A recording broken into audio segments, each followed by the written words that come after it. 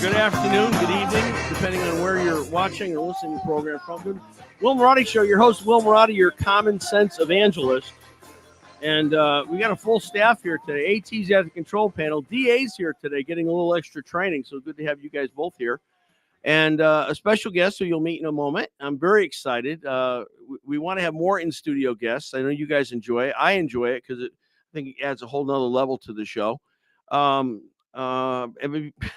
Before we begin, we still are doing 100% still are doing election night, and we still have a couple of seats left if you want to be part of the live audience. So email me today, willmarotti@gmail.com. Let me know if you want to come, if you're going to bring your spouse or a friend with you so we can have plenty of room. Looking forward to it. It's going to be an exciting night. Already Democrats are trying to slow the process down. There's been already some court decisions, some good and some not so good.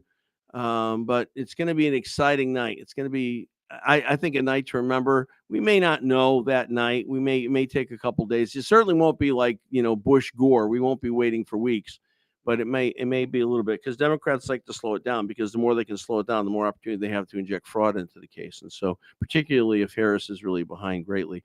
But let's take a moment. Let's open the show in prayer. And a couple of things I want to share with you, and I want to introduce a very special guest to you. Let's pray together, shall we? Heavenly Father, God of Abraham, Isaac, and Jacob, thank you again today for the opportunity to be on the air.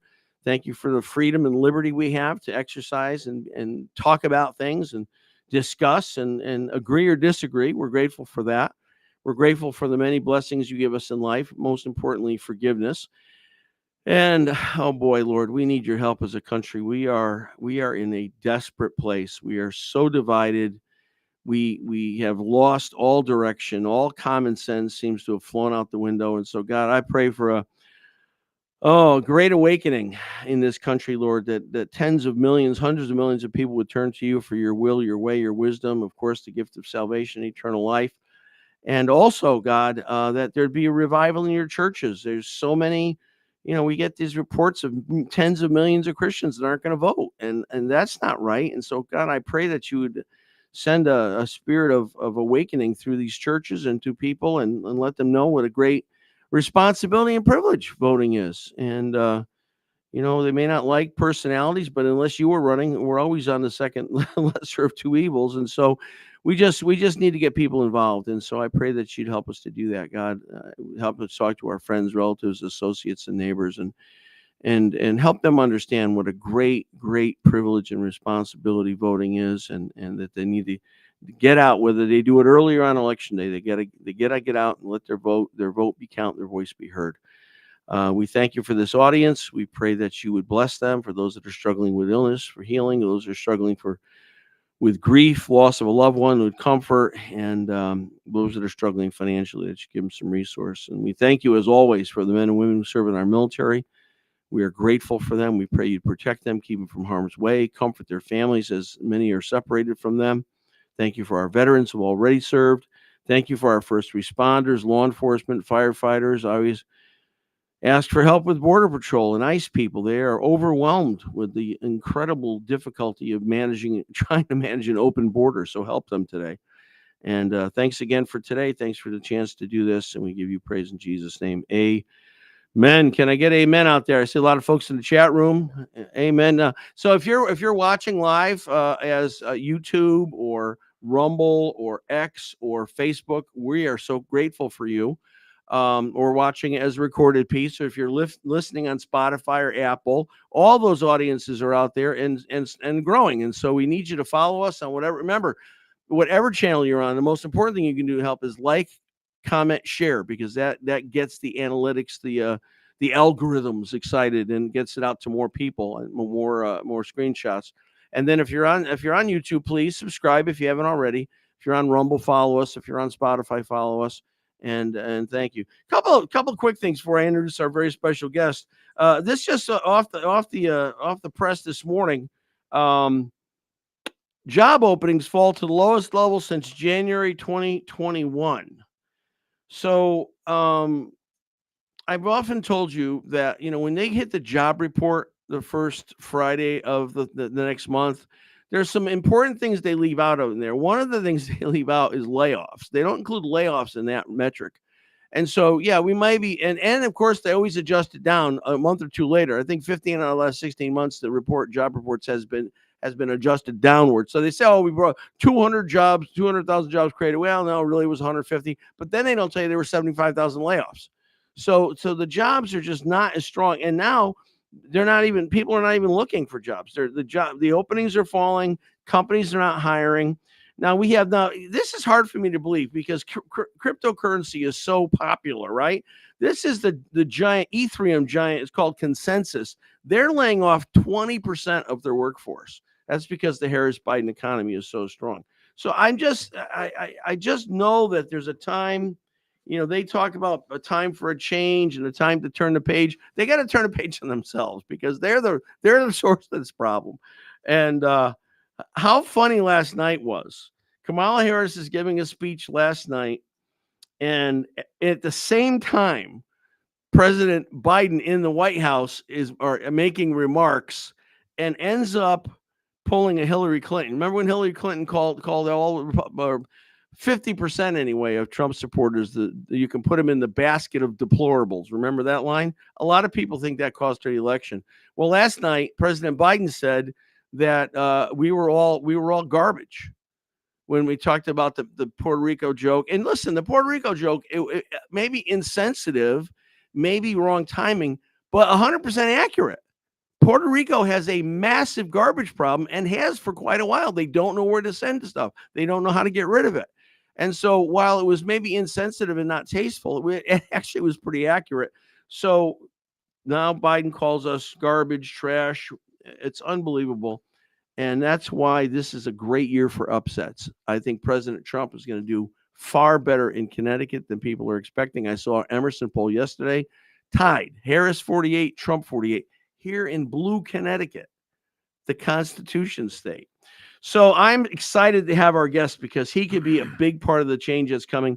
It doesn't matter if Trump wins. If he doesn't win, if we don't win the Senate, we don't win the House. We've got to keep both the House and win the Senate so Trump can do what he needs to do with full forces behind him.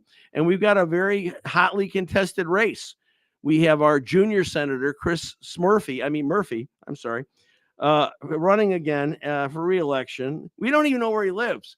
You know what? It's so funny. If you try to find an address on him, it's a P.O. box. What does that tell you? If he has a P.O. box and not a residential address, he doesn't live here, but that's okay. But I'm so excited to have the Republican candidate for Senate, Matt Corey's with us today. And Matt's been on as a video guest several times, but he's in studio today. Matt, welcome. Thank you, Pastor. Thank you for having me. So glad to have you here today. It's an honor. You got a big night tonight coming up, huh? A debate night. It's 7:00, Channel 8, live for 1 hour on TV. If you can't pick up Channel 8 on TV, there'll be live streaming on their website. And Dennis House, I think he's a fairly decent guy. I think he'll be okay. He'll be okay. No audience. No audience. There'll probably be news reporters in the audience, but it's in studio. But it'll be live streamed on WTNH's website, and you can watch it on TV. Okay, should be exciting. And I'll be watching for sure.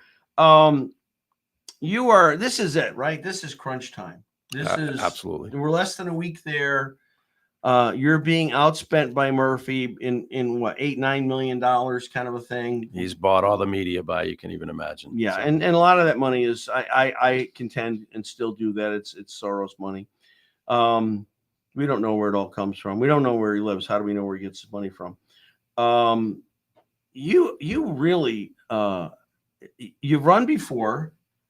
Yes. And on your own, you get no state backing at all.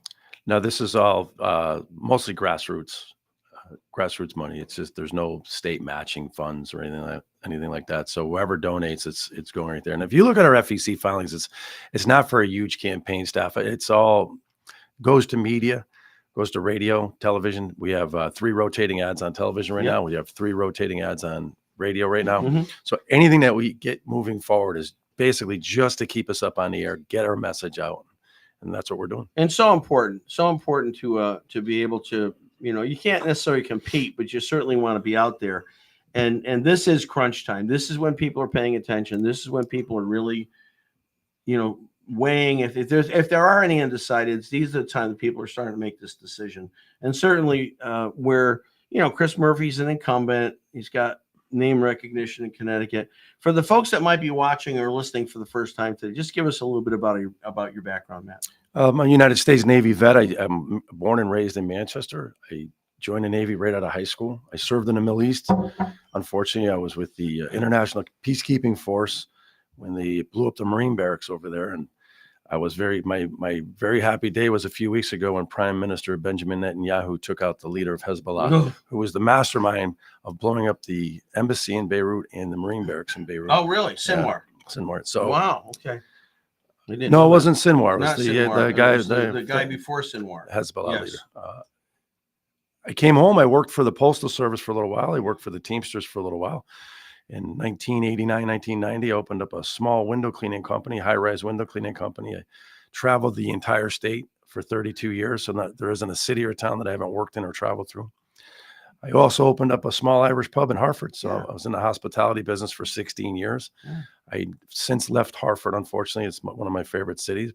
But I'm over at the East Hartford Golf Course. That's my 6th season over there. I have 14 wonderful employees, so I'm in the hospitality business. So I've been in the self-employed and making payroll for the last combined almost 50 so years. Wow. See, and that's so important because, I mean, Kamala Harris, for instance, I don't think she's ever had a job outside of government work. And then even when she said she worked at McDonald's, it's questionable if she ever did, right? Maybe Trump has spent more time working at McDonald's than Kamala Harris. Well, I think with looking at a $35 trillion budget, Pastor, we need more business people down in Washington. And if you look at the top 3 names at the top of the ticket of the Democratic Party, you have Harris, Waltz, and Murphy. Not any of them ever worked in the private sector, have been working off the government. If you look at the 3 top names on the Republican ticket, you have Trump, Vance, and Corey. We've all worked in the private sector. We've all started our own businesses. You're a veteran. JD's a Marine Corps veteran. Marine Corps veteran. Trump is arguably one of the most successful business guys in the country. What a difference in experience. Yeah, and they'll make an issue of that Trump claimed bankruptcy. But look where our country is. Yeah.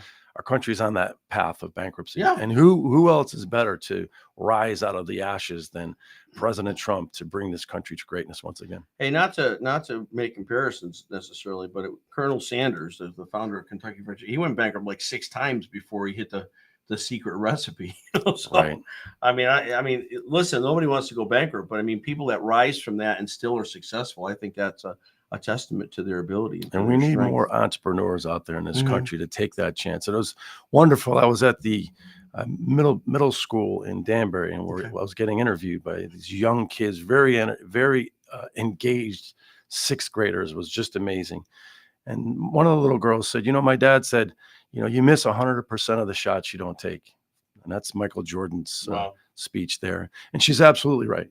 So we need more entrepreneurs. We need people in this country to take chances, but we also need the government to stay out of the way and not stifle those dreams with regulations and mandates and high taxes. So we need to make sure that we create these young minds to get into there and research and development and make it go, and not punish them after they become successful.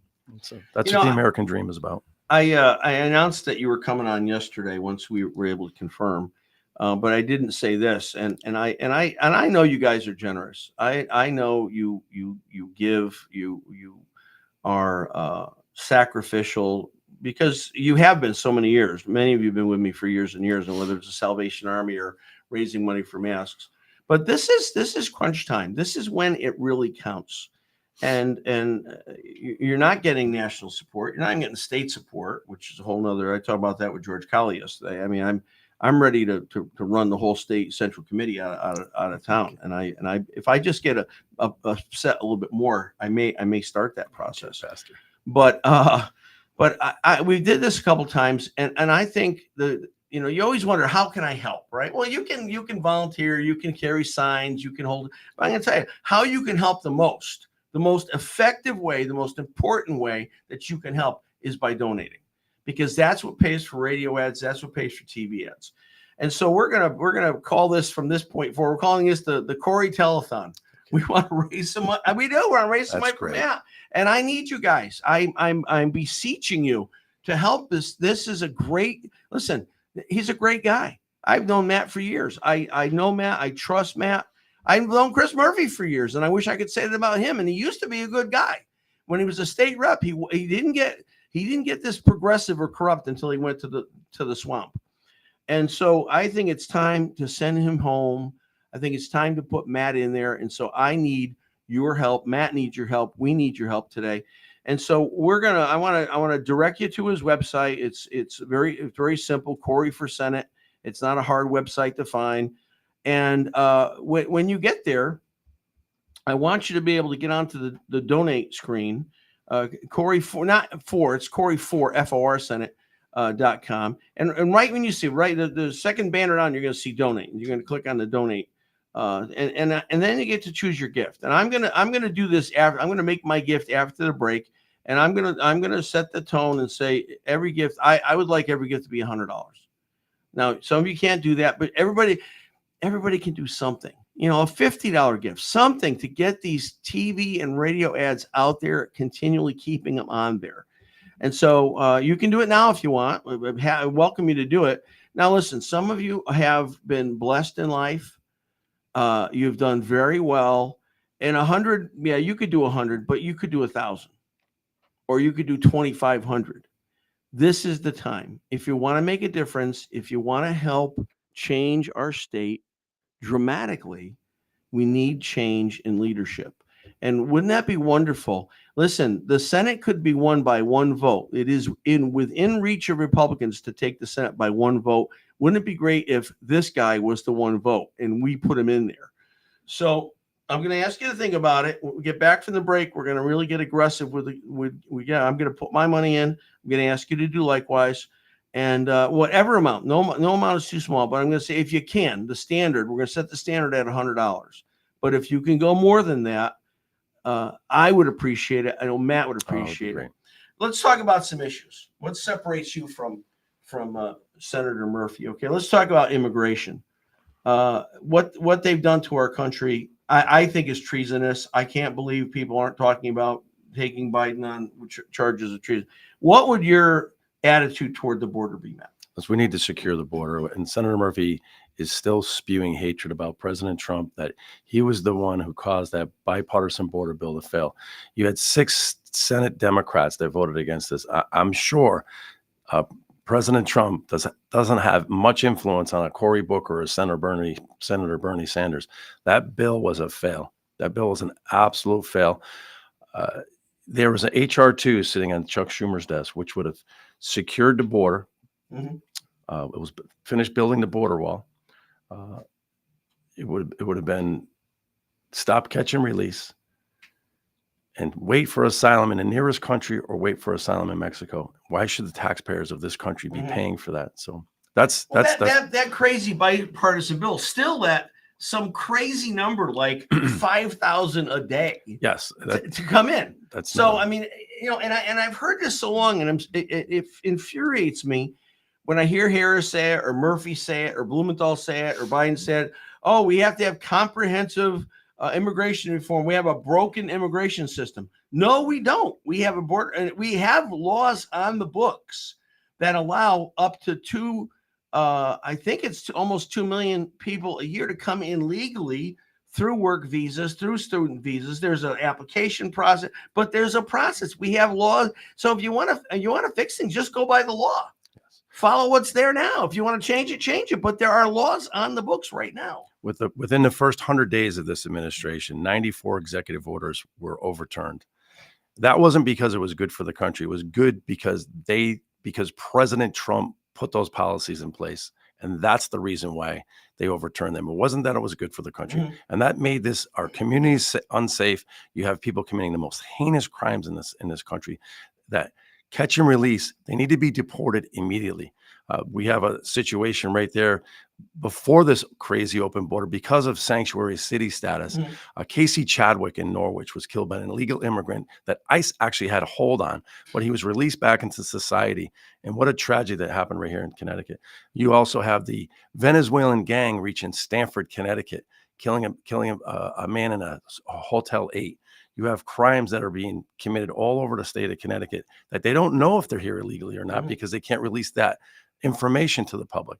So this is not a safe society. This is a breakdown in law and order. And this is where Senator Murphy is failing us. And we've got states tying the hands of law enforcement because in some states and some cities, if you're a sanctuary city, the police aren't even allowed to call That is correct. ICE. They can't even contact them. So, I mean, we've got criminals. I mean, I know one personally who's been in our home. Her husband was killed, was struck by a car, and the driver was an illegal alien.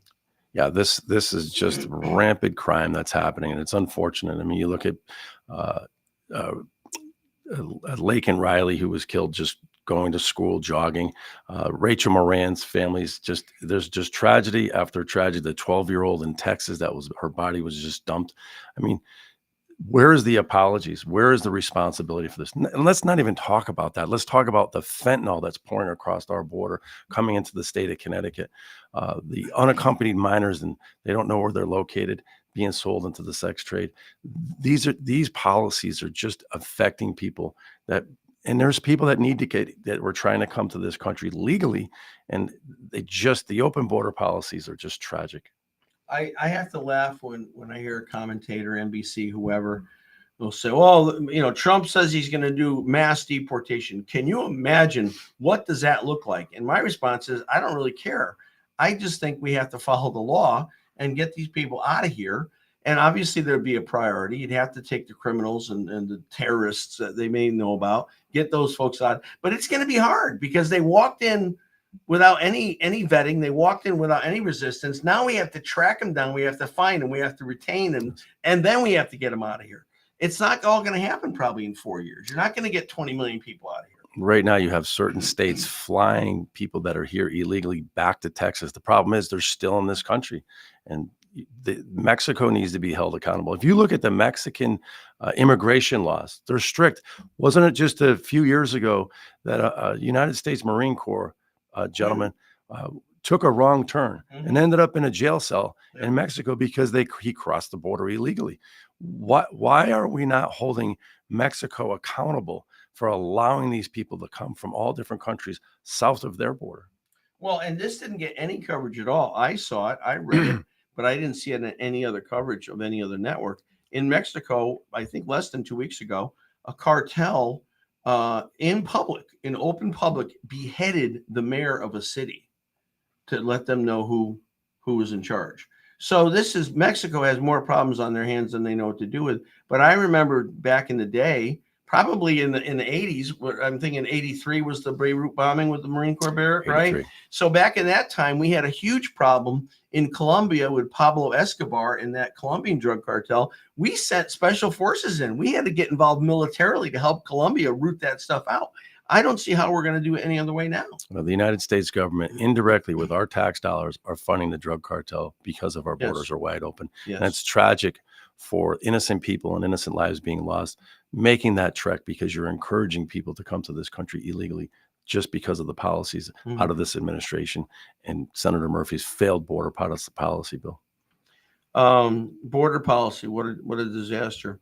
What would you do? I mean, Trump has talked a lot about stopping the war in Ukraine. I will say that when it first happened, because my grandmother was born in Ukraine, I no doubt have some family connections in Ukraine. I don't like Putin. I don't like what Putin does. I was very much in favor of helping try to drive that out and resist it. But as it's going on, I mean, the money that we've poured in there, and I don't trust this guy Zelensky at all. I think he's playing us. I hear he owns several very expensive homes, one in Florida.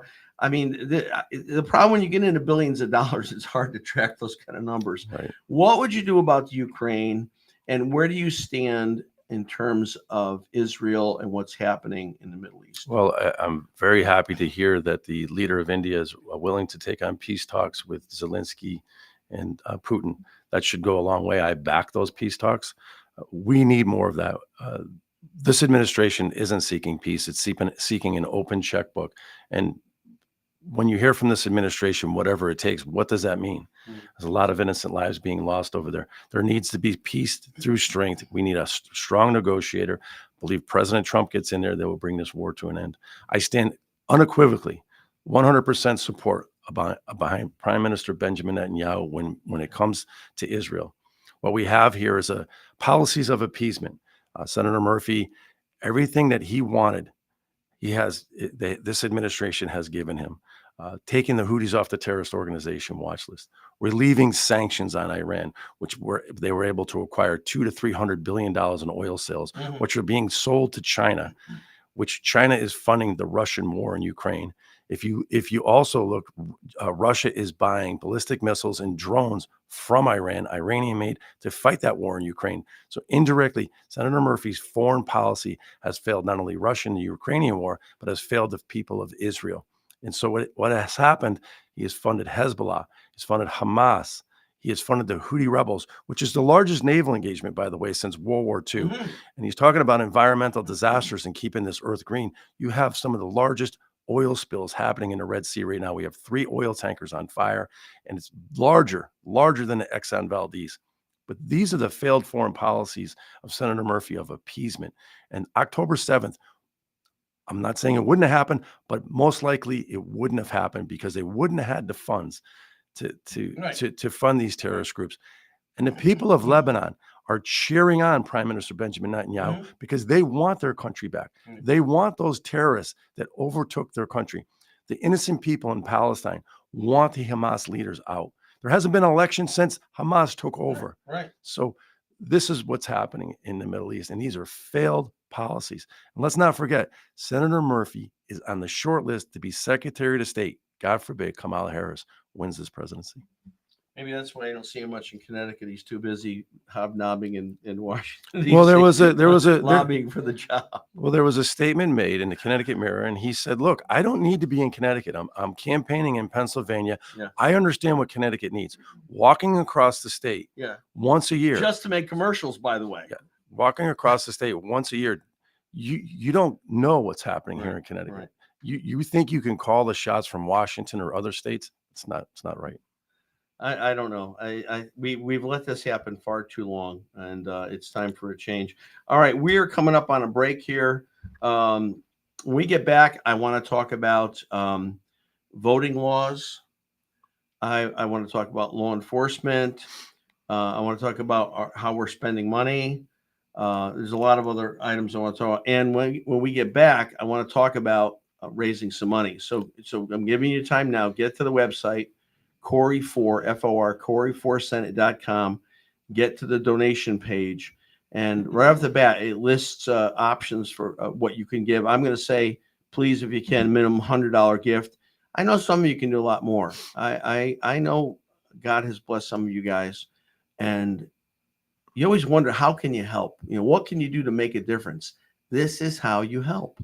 This is how you make a difference. You take the money that God has given you and you put it into good use so that Matt can run his TV commercials and his radio commercials these last, less than a week before the election. We could have upsets here. I'm telling you, Trump is outperforming Democrats in Connecticut. He is tied with Harris in Connecticut, 48-48. The last time Connecticut voted for a Republican, I think, was probably either 88 or 84, either Reagan or Bush won. I don't recall which. Well, but I mean, it's been a long time. And so we could see a big upset here, and that will mean it will affect other races as well. So when we get back, let's help Matt. Let's talk some more about the issues that he. Don't forget, debates on tonight, 7 o'clock. 7 o'clock. Channel 8. Dennis House is the moderator. All right, we're going to take a break. 3 minutes. Don't go away. We'll be right back. This gives you time to call your friends, your relatives, associates, neighbors. Get them tuned into the program so they can meet Matt while he's here. All right, we'll be right back.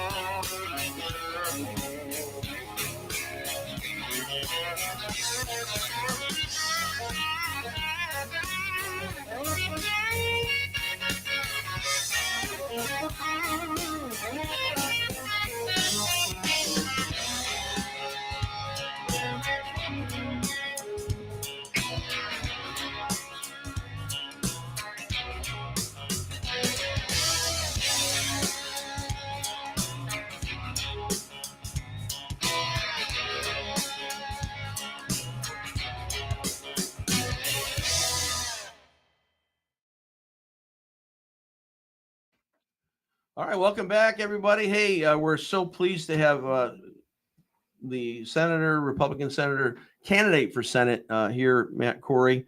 And again, we're going to try to help all we can. I was yakking too much during the break. I wanted to get this done before that, but obviously I didn't do it. I want to get you to his website, which is corey4senate.com. And I want you to get there and get on the donate button. I'm there now. I'm filling in my stuff. We'll see, because I've donated before. It has some of the stuff in memory, so that's wonderful. So everything just fills in by itself, and then you get to your payment information. You're going to have to put that in. And again, the reason, listen, I get no commission on this. There's no payment to me on this. But I actually enjoy. I enjoy raising money. I really appreciate I that. have to, because I'm a pastor, and so over the years I've had to raise a lot of money, and we're raising money for the Salvation Army, and we're about ready to send them a check for hurricane relief with what happened with Helene and Milton. That's fantastic. And we've got a generous congregation. These guys, I'll tell you, they answer the call. But we also have a generous audience, and you guys have been with us for a long time, and I know that you have answered the call many times for things that we've done. Well, this is it. This is crunch time, and we need to do whatever we can. And I wanted to get you in there. I'm gonna give you a countdown. I want all donate together at 9:40. So this gives you time. Go to Corey for Senate. As soon as the page comes up, hit the donate button. Fill in the address, your name, address, get your card information in there. And then at 9:40, I want to hit the donate button, whatever you fill in. I'm recommending 100, but if you can only do 50, that's fine. Some of you can do more. Again, and this is a challenge. Some of you have been very blessed. God has really taken care of you. And $1,000 to you, I'm not saying it's not a lot of money, but you could do $1,000. You could make that gift and be okay. And I want to ask you, please consider doing that, because we need a change in Connecticut. Wouldn't it be great if we had at least one person in our congressional delegation that wasn't a Democrat?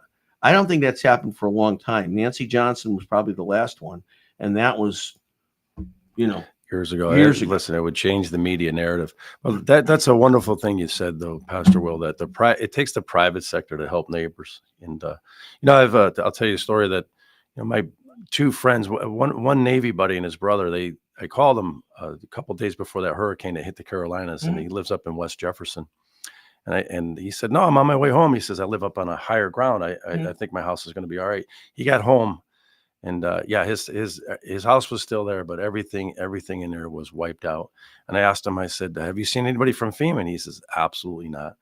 He said it was neighbor helping neighbor. They helped him clean out his house, and the furniture was donated. And that's what American citizens are all about. I mean, they help each other. Well, I mean, I remember hearing a journalist a few weeks ago say, whatever you see on social media or whatever you see on TV is far worse. When's the last time you saw a news report on hurricane relief? Right. The news cycle passes, and guess what? People are still homeless. That's why we're partnering with the Salvation Army, and we've done it many times in the past. We're partnering because they're still there. Salvation Army, other people are there. Obviously, Red Cross is still there, Samaritan's, but usually Red Cross, Salvation Army gets there first, and they're out last. And they're not just giving food, blankets, water, which all important, but they're also giving spiritual and emotional help, which people are desperate for. I mean, I don't know how I would feel if I came home, my house was gone. Yeah, it was rough goes. I mean, that's got to be the worst feeling in the world, not having a place to stay, and all your prized possessions are gone or damaged, and a lot of those things are irreplaceable. I feel like I was watching a History Channel show last night, and oddly enough, they're talking about tariffs. and they're like, oh man, people are like so against tariffs, and I think Trump says it beautifully. He says, if you don't understand tariffs, if you're that against it. And there was a time we didn't have income tax. There was a time that the country ran on tariffs. And I'm like, wow, how novel that other people were paying, right? Correct. But, I think people misunderstand the modern day use of tariffs. And the modern day use of tariffs is leverage. So when they want to take jobs out of, Kenosha, Wisconsin to go put them in Mexico, Trump can say, well, if you do that, anything that comes over from Mexico is going to have a, whatever percent tariff on it. It slows them down. It makes them think twice. And I think tariffs are a good thing. But I mean, how did our spending get so out of control? We're so far in debt. I mean, and how do we fix it? Can we fix it? I don't know. Listen, we lost over 100,000 manufacturing jobs this year. The tariffs are good if they're a negotiating platform. We have a $1.2 trillion trade deficit with even friendly countries in the UK. We need those to negotiate and make sure we keep jobs here and make sure we're able to sell our products as easily as they are as selling their products here in this country. And President Trump has proven that. Mm-hmm. He's proven that the last administration, he kept a lot of jobs here. He repatriated trillions of dollars to this country, which the revenues were growing in their tax base. Mm-hmm. The problem was the spending didn't get decreased. And what a wonderful idea is to bring Elon Musk in to clean up the government waste. So in this last administration, they can identify over $1 trillion in waste with that huge spending that they had in the Inflation Reduction Act, which we all know did not reduce inflation. It just drove up the cost of living for everybody and the cost of products. So this is something we need to address. That would be definitely different than my opponent who wants to raise taxes. There's a $5 trillion taxes increase coming your way. More government spending, something we can't afford. So we need pro-growth policies, especially here in Connecticut. If you look at the city of Hartford, 3/4 of the buildings are in foreclosure. Look at Aetna, just laid off 2,900 people. Yeah. 29, and it was 90 executive jobs in the city of Hartford, capital city of Hartford. That doesn't even include people that are working remotely. Right. I think the last TGI Fridays had just closed down here in Connecticut. So let's take a look at the hospitality. Oh, no. Yeah, I like that place. Hey, let me pause you for a minute because it's 9:40. So we're going to do this again. But right now, I want you to hit the donate button and let's help the cause here. I just donated. I just got an instant receipt back. $100, Corey for Senate, and I'll give you can share that. You can share the link with that. So I'm sharing this on Twitter right now, and I'm going to share that link on my Twitter. Got a few thousand people on Twitter that follow us, so we're going to hit post right now. So now that's going out this moment. Now I'm on Twitter with my donation link, and you can do the same thing. You can do Facebook. Just listen, every bit helps. Every bit helps because this is crunch time. We've got to keep the TV commercials up. We've got to keep the radio commercials up. How happy will we be? And I'll tell you something. I bet you if Matt Corey wins the Senate seat, I bet you sometime in the future we could have a Will Marotti show party. There you go. For all the people that donated, all the people that supported, and I bet you Matt would stop by. So that would be fun, wouldn't it? Would be great if we do that. How fun will it be to know the next day, the day after the election, how fun would it be to know that you participated, you made a difference, you helped this man beat Chris Murphy and put a common sense Republican in the Senate? That'd be wonderful. What about, this gender stuff just drives me crazy. And you've got, and everybody makes fun of Tim Walz saying, oh, it's Tampon Tim, because he signed the legislation in Minnesota to put tampon. Connecticut already has it. That already was a Connecticut law that every state, every building in Connecticut, state, municipal, high school, schools have to have feminine hygiene products in the boys' room. There was an incident in one Connecticut city, I forget what it was. The young men in the school didn't stand for it. They ripped the tampon dispenser off the wall, and then they got in trouble for it and suspended. How do we bring common sense back to this and realize that they don't need surgery, they need counseling? I mean, it's like where do you stand on that? Well, Senator Marsha Blackburn had a wonderful bill of recognizing women athletes in sports. Yeah. It was just it was the women's achievement in sports. Senator Murphy called her a little person. little person for wanting to honor women and their accomplishments and achievements. It was I just couldn't believe it. And then when women were standing up for themselves, that they didn't want male athletes playing in women's sports or males entering women's room, he shamed them. He shamed women for standing up for themselves. So what I'm saying is this: when are men in this country going to stand up for our sisters and daughters? Yes. And we need to that needs to happen. And so let's not diminish women in sports and their accomplishments, which carry them through a lifetime. And I stand with Riley Gaines, and I stand with Senator Marsha Blackburn on that. President Trump has already said he will push hard to pass a law to keep boys out of women's sports. Would you support that? Absolutely, 100%. Okay. I mean, it's hard to believe at this day and age, guys. We're talking about men, and you never see it the other way. It's always men wanting to compete in women's sport. You never see women wanting to compete in men's sport. I wonder if there's a reason for that. I mean, come on, just craziness. We just need to honor the accomplishments of all these hardworking young women, whether it's in high school sports or college athletics, because it means a lot to them, and we shouldn't be stripping them of that, and they shouldn't have to sacrifice what they do. How about law enforcement? Law enforcement's taken a bum rap the last few years, particularly since 2020.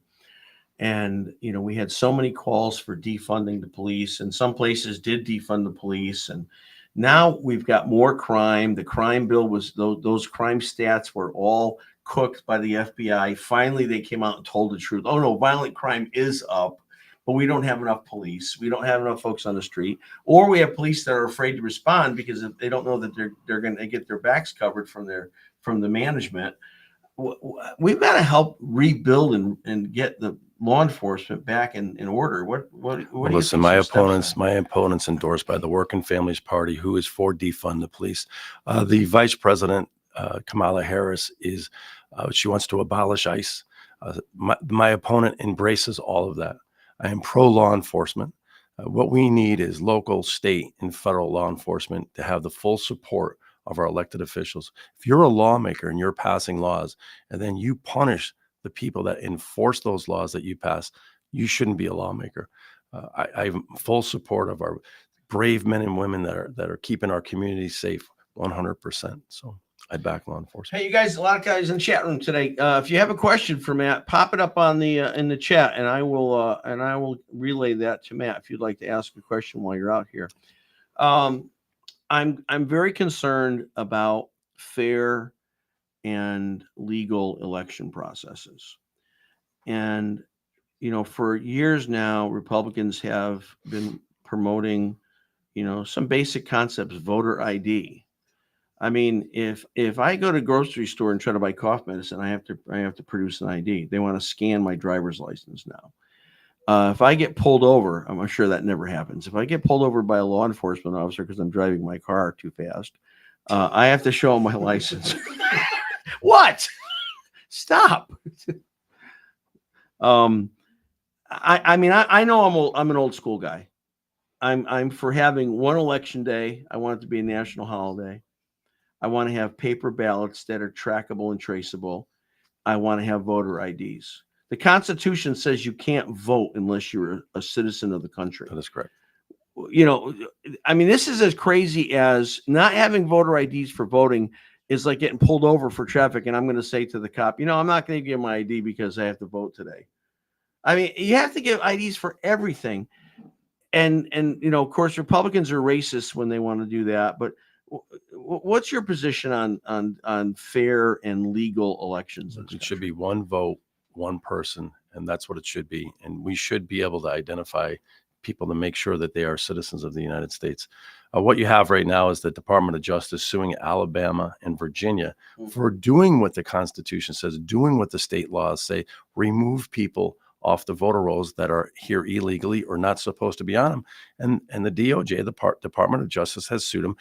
Virginia and Alabama had to put them back on, but I believe it's in the court system right now. Virginia, the governor of Virginia is in an emergency state. So what will be the reason why they would do that? I mean, it's in their state law to make sure we have fair elections. So this is what we're dealing with. I mean, it wasn't just a few months ago. Governor Abbott in Texas, I think, ordered 100,000 dead people off the rolls. Right. I mean, why are towns not able to purify their voting records? I don't see. So you look in, I believe it was Oregon and Washington State, those drop boxes, I believe somebody lit them on fire. Yeah. And it's, we need safe and secure elections. I just don't understand how safe and secure dropping a ballot in a box and not having somebody tamper with it. Well, and That's Bridgeport, I've long believed Bridgeport is the inventor of voter fraud before anywhere else, even Chicago. And we have known cases of voter fraud going on. I mean, we've got it on video, right? I mean, I don't know why. Well, I do know why, because Democrats like to be able to hedge their bets. And so if they have a vehicle to do that, and it's a ballot box, they're perfectly willing to do it. But what's wrong with having one election on one day? I mean, we did it for hundreds of years. Why not have the Tuesday in November be election day? And I don't care. A lot of schools are closed anyway because of that, particularly places that are polling places. Why not just do that across the country? A main concern of mine is making sure that the results come in the same night as election day, not 12, 13 days after. I cannot comprehend that at all. I don't know. It's just so frustrating to me. Again, I want to encourage you. Where am I? I want to encourage you to please consider making. We like to have fun. That's great. Yeah, and it's nice because on the radio I was so constrained I couldn't say certain things. I couldn't do this. This is your podcast. It is what it is, and people love it. And I don't care. Listen, people all the time. I have people ask me, who am I voting for? I always have people, and I'm not shy to tell them. I always have people ask me, how can they help? Well, in church, there's a lot of ways you can help, but I'm going to say the same thing about church. One of the biggest ways you can help is be faithful in your giving, because unfortunately, the church needs money to run like any other small business, and elections run on dollars. And where you've got a situation where Chris Murphy is being funded by all kinds of sources that we don't even know. I'm going to say right off the bat, George Soros. If you don't know that name, you should look it up. And Matt's doing this as a grassroots effort. So he said, well, how can I help? You can help by putting in some resource into the system so that Matt can run TV and radio ads these last 6 days of the election. And so I want to ask you again to go to Corey for Senate. Very simple. Corey is CoreyFORSenate.com. Click on the donate button right there. And then you're going to get a screen that's going to pop up, and you can make your choice. Now, I've already given 100. I'm asking to be 100 is the standard for the day. But some of you could do more. Listen, it's only money. It's only money. And you're not going to need money in heaven. All this is going to burn up someday. It's only money. Why don't you do the best you can with what you have? Now, some of you couldn't do more than 100. For some of you, 100 would be a stretch. God bless you. I appreciate that. But some of you watching right now, I'm not going to call anybody out, but I see names. Some of you right now, you could give $1,000. You could give $2,500. It might pinch a little bit, but it's not going to hurt you. You're not going to not be able to retire off of this. I'm telling you, this is so vitally important because Matt's being outspent, and he is as close as he's ever been.